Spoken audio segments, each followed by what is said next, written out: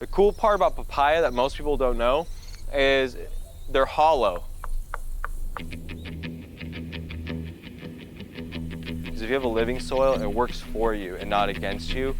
In about 10 to 15 years, this place will be self-sustaining. We have flowers that are just opening up.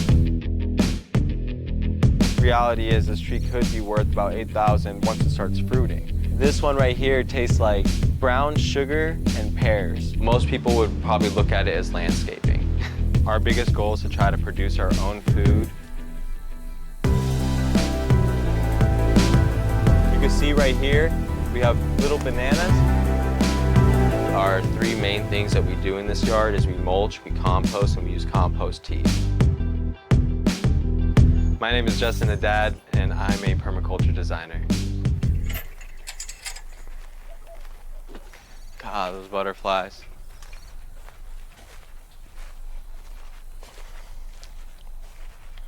Once you walk through our back gate and you kind of walk into it, you start heading underneath the trellis, it starts feeling 5 to 10 degrees cooler. There's a lot of shade now everywhere. The ground feels a lot cooler. You can definitely breathe better when you're back here than when you're out in the city. Some of these trees are actually known to produce high amounts of oxygen. So when you're around them, you're feeling better. You have more endorphins flowing through you. Yeah, it's pretty epic. When you can definitely feel a difference when you walk in.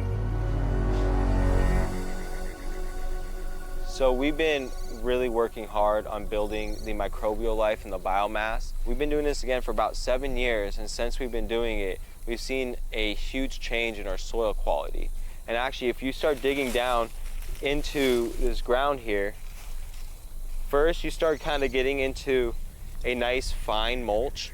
The whole goal of putting mulch down is not just to create humus, it's also to create insulation for the trees. We start getting into what we could call compost or even call it humus. This stuff right here is really what you're looking for. Once you have this in your yard is happy. I mean, there's so much microbial life. There's mycelium spread all through it. Mycelium is very important for nature. Anywhere you go where there's a lot of trees and mulch around, you're gonna find mycelium. There's two different forms of mycelium, one that forms into the root and one that wraps around the root. Both of them are providing food for a lot of these plants and makes it necessary for them to grow sustainably without any human contact. This is actually fresh mycelium. It's really white, and then you can see when it overtakes a medium, it really fills it in with what looks like spider webs. We don't actually have much to show right now on the ground because it's still cold, but during the summertime, a lot of it starts really showing. Our three main things that we do in this yard is we mulch, we compost, and we use compost tea. Those three things will get you where you want to be anywhere in the world. So not only do water features make such a beautiful sound to enjoy, they also provide a lot of beneficial outcomes to permaculture. It can irrigate plants that require consistent watering. It attracts a lot of different types of beneficials like your bees and your hummingbirds and different types of birds in general.